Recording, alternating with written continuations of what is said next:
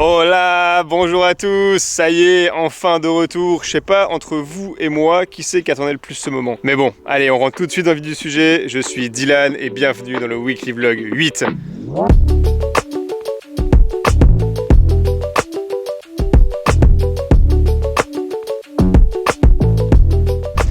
Ça fait 2 jours qu'on est parti de Bordeaux et 2 jours qu'il y a la tempête. Là, je profite d'une petite accalmie, mais vous l'entendez sûrement.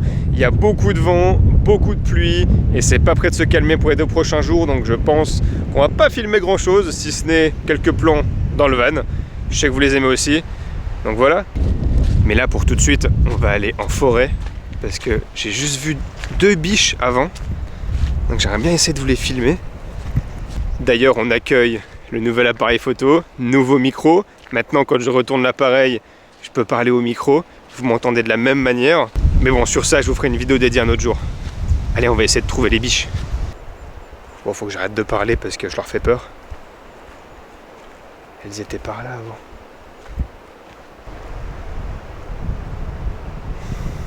Dommage, elles étaient par là avant, mais là, je pense qu'elles sont parties. Parce qu'on est déjà venu une fois les voir avec Kim. Et du coup, je pense qu'on leur a fait peur. Mais en fait, tout à l'heure, j'étais juste à l'entrée de la forêt et je me suis retrouvé nez à nez avec les 2 biches. Une, elle était à moins de 5 mètres de moi, elle m'a pas vu. Et l'autre, elle était à une quinzaine de mètres. Et elle me regardait comme ça, on s'est regardé droit dans les yeux. Et d'un coup, j'ai refait un mouvement et elles sont parties les 2.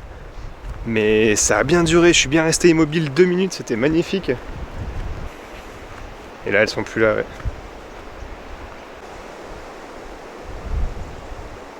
Bon, là pour le moment, je vais changer le vase d'expansion Fiamma parce qu'il a pété, je pense qu'il a dû geler. Ça va, ça vaut 40 balles, mais bon, faut le changer. Donc, je pars en spéléologie dans le coffre. Il faudra quand même que je vous montre comment on a rangé le coffre parce que maintenant, c'est vraiment la grande classe. Mais bon, pour le moment, on part en spéléologie. Quand je vous disais que c'était de la spéléologie... Bon, voilà. C'est ça la pièce que j'ai changée. Donc c'est le vase d'expansion, c'est ce qui permet à la pompe de ne pas tourner en permanence. En fait, la pompe à eau, elle met de la pression dans le circuit, ça permet de gonfler le ballon qui est à l'intérieur de ça. Ensuite, la pompe, elle atteint sa limite, elle s'arrête. Et donc le ballon qui lui est sous pression aussi, se rétracte et continue de lancer l'eau dans le robinet. Et une fois qu'il n'y a plus d'eau ici, le circuit a une chute de pression et la pompe se remet en route, elle regonfle le ballon, etc., etc., etc. Ça permet à la pompe de ne pas tourner sans arrêt. Et en fait, il commençait à fuir ici au milieu là. Donc on l'a changé. Voilà. Je profite de quelques accalmies pour vous montrer quelques modifs, quelques petites nouveautés du van. On va commencer par l'extérieur.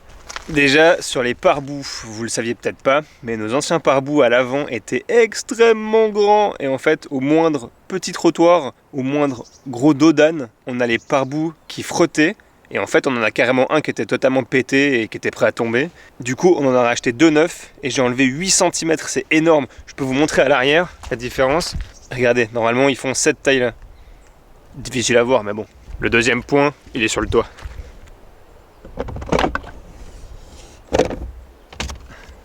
Et oui, vous ne rêvez pas, nouveau lanterneau. Comme on vous l'a dit dans le dernier vlog, il y avait une fuite. Du coup, on en a profité pour en acheter un nouveau qui s'ouvre entièrement. Comme ça, on peut regarder nos petits panneaux solaires et prendre l'air. D'ailleurs, je vous mets quelques images parce qu'on a dû faire 2-3 travaux du style découper le plafond, regardez. Bon, et comme annoncé, je m'attaque au lanterneau. J'ai à peine enlevé la bulle et les agrafes qui le tiennent par en dessous. Regardez. Il est même pas collé, ça a pas tenu. Pas étonnant que l'eau elle passe, c'est normal. Bon allez, on enlève tout ça et on monte le nouveau. C'est impressionnant comme ça a rien collé. Je peux vraiment lever le joint tout le tour à la main en un morceau. Regarde, on va. Regardez. Je peux vraiment lever tout le tour comme ça. Sur le plastique, ça ne colle pas. Faut pas mettre de sika. Ça colle pas. Ça ne colle pas. Allez, on serre les dernières vis. Donc du coup, là, la différence avec le sika, c'est qu'on a un joint qui reste tendre. Il va couler au fur et à mesure. Là, il fait un peu froid, donc il va couler un peu plus difficilement. Mais du coup, là, j'ai déjà retendu 2 fois les vis. On va laisser le joint tirer la nuit. Et demain, on resserrera encore le matin et puis le soir. Et voilà. Et après, on montera le cadre pour finir le tout. Mais je suis content déjà là.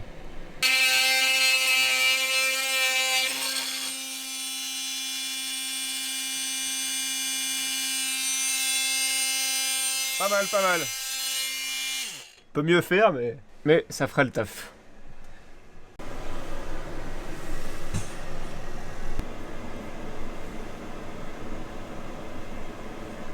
Ouais, on en a un peu chié. Et franchement, top du top. On est trop content. Allez, la suite c'est dedans. Oh là là. Côté chambre, pour commencer, on a enfin changé le matelas. Il était horrible. C'était un vieux matelas d'Ikea qui avait 10 ans. Et là, on a fait quelques magasins, on a pas mal galéré. On voulait vraiment un matelas de bonne qualité. Et finalement, on n'a pas trouvé. C'est chez Aldi, en faisant les commissions, qu'on est tombé sur un matelas à 120 €. Et on s'est dit, allez, let's go. C'était un matelas mousse, exactement comme on voulait. On l'a découpé. Et franchement, pour 120 €, ça fait clairement le taf. Si ça dure que 2 ans, ça dure que 2 ans. Mais on s'est pas ruiné en tout cas. Le deuxième point vers le lit, ça se passe vers le projecteur. Donc pour vous dire, avant le projecteur, il était un peu bas. Du coup maintenant on a juste acheté un petit socle en plastique à 20 € pour le rehausser. Il bouge plus, il est à sa place. On a même mis une petite séparation en bois pour bien le séparer des habits. Comme ça, c'est nickel. Mais bon, le meilleur truc, il se passe à l'avant. On repart 2 semaines en arrière pour que je vous montre ce que j'ai fait.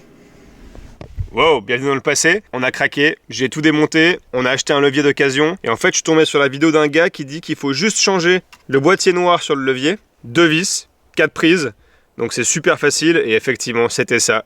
On a un levier qui fonctionne nickel, une demi-heure de démontage, 2 minutes pour le boîtier noir, du coup je repars pour la demi-heure de montage. En attendant je vous renvoie dans le futur pour vous montrer la suite. Les autres trucs en vitesse, un truc qui nous saoulait c'était l'éponge, à chaque fois on l'a rangé sur le savon il restait tout mou, c'était un peu chiant. Donc on a juste acheté un petit support à éponge pour qu'elle puisse s'égoutter. Franchement c'est pas grand chose mais ça fait la différence. Et l'autre gros point c'est qu'on a isolé tout le bus, donc on a acheté des petits isolants comme ça. Là on a installé des aimants et c'est trop la classe. On en a pour les fenêtres latérales. Et en plus de ça, le nouveau lanterneau c'est du double vitrage et il ferme complet alors que l'ancien c'était une ventilation continue donc on avait tout le temps de l'air froid qui nous tombait dessus. Donc on est trop content. Mais surtout suite à l'achat de tous ces isolants etc. On a enfin remarqué pourquoi tout le monde disait qu'ils avaient de la buée. C'est qu'en fait quand t'es bien isolé, t'as de la buée à toutes les fenêtres. C'est vrai que c'est atroce. Nous avant on avait 2 lanterneaux qui laissaient passer l'air. Du coup on avait tout le temps de l'air qui circulait. Il faisait un peu froid, c'est normal vu que l'air sortait. Mais on n'avait jamais de buée, on comprenait pas du coup ce que les gens disaient. Maintenant on comprend mieux. Mais on a opté pour ce petit appareil qui a un aspirateur à eau pour les vitres. Ça vaut 40 €. C'est un peu gadget, ça prend de la place. Surtout que droit derrière on a vu une pub pour un truc plus petit et sans batterie. Donc on est un peu déçu d'avoir acheté ça finalement. Mais bon, ça marche super bien. Tant qu'on l'utilise et qu'on aime bien, on le garde. Sinon on le passera plus loin ou on le revend, c'est pas grave. Mais l'isolation, clairement on voit la différence. Pour vous dire, notre chauffage, il a un système de thermostat. Donc on lui met une température et arrivé à la température il s'arrête. Avant, en pleine nuit, il tournait en continu. Il n'arrivait jamais à atteindre la température. Maintenant, pendant la nuit, il s'arrête et il redémarre peut-être 2 fois pendant la nuit, juste pour nous retempérer le van. Et franchement, c'est trop agréable. On sent vraiment que la chaleur, elle reste dedans maintenant. On a vraiment chaud. Alors qu'avant, on avait un peu froid aux pieds, normal, vu que l'air tombait des lanterneaux. Donc ouais, ça c'est la meilleure des modifs, la meilleure amélioration qu'on a fait au van, c'est l'isolation. Donc voilà pour les améliorations. On est super content de ce qu'on a fait. Pour le moment, on va rester à ce petit spot qui est très sympathique, qui est au calme et qui est surtout abrité du vent. Vu qu'ils annoncent encore une grosse tempête ce soir, mercredi soir, et demain, jeudi, on va encore rester là 2 jours. Comme ça, après, on est tranquille. Et après, on filera sur le nord de l'Espagne parce qu'on a oublié de passer à Gatelugache. Je ne sais pas si je prononce bien. Ceux qui connaissent Game of Thrones vont reconnaître tout de suite. Il s'agit d'un des lieux de tournage de Game of Thrones. Regardez-moi cette beauté.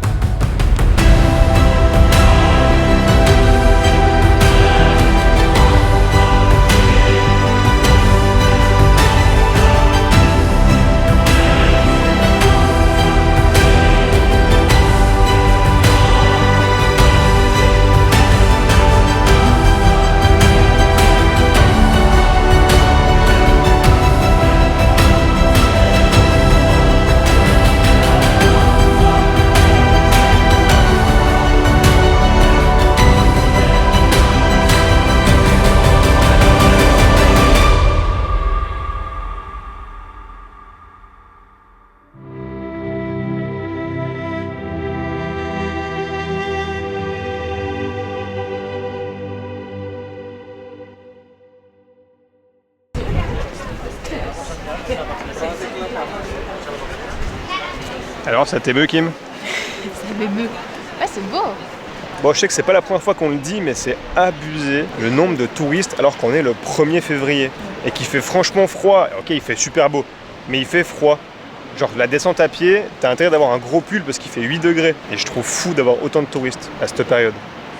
Et on discutait avant avec les gars qui se chargent de la sécurité du lieu et ils nous disaient que c'était hallucinant. Ouais, depuis la série, le nombre de touristes qu'il y a ici. Avant, il n'y avait personne. Et depuis la série, c'est tout le temps bondé, toute l'année. Tous les jours de l'année, il y a des touristes. Et ils nous disaient que c'était que 10% des locaux. Et c'est vrai qu'on a vu beaucoup de bus parqués sur le parking là-bas. Après, Game of Thrones ou pas, le lieu vaut le détour. Oui. Le fameux spot. Pendant 2 minutes, là, je suis Daenerys, là, ça fait du bien. Ici, c'est ma terre.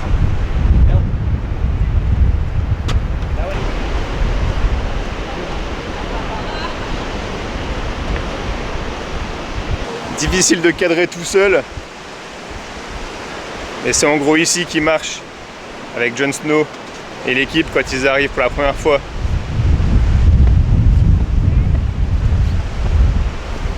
Très stylé d'être là quand même. Bon, il y a une chier de touristes. C'est impressionnant le monde qui...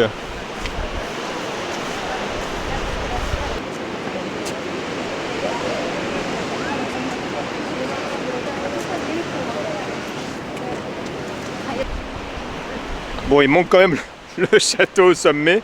C'est abusé quand même comme ils ont modifié en post-production le sommet de la colline là. Une fois que tu y es, c'est là que tu te rends compte du boulot qu'ils font en post-prod. Ouais. Joli. Bravo les gars. Si vous vous demandez pourquoi il n'y a pas de plan en drone, et ben voilà.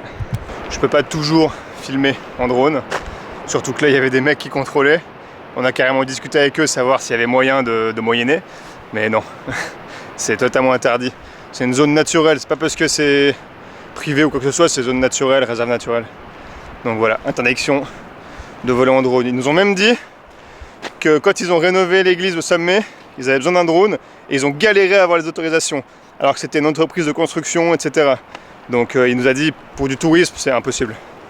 Donc voilà, pourquoi il n'y a pas de vol en drone. Un peu déçu, parce que le lieu s'y prête à fond. Mais bon, voilà. Bon bah voilà, c'était San Juan de Gastelugatxe. Décidément, je sais toujours pas si je prononce bien, mais bon, là, c'est la fin, donc on s'en fiche. C'était le mythique lieu de tournage de Game of Thrones. C'était vraiment trop beau à voir, et j'espère que ça vous a plu. Je profite de cette belle vue pour terminer la vidéo ici. Si ça vous a plu, lâchez un petit pouce bleu, un petit commentaire.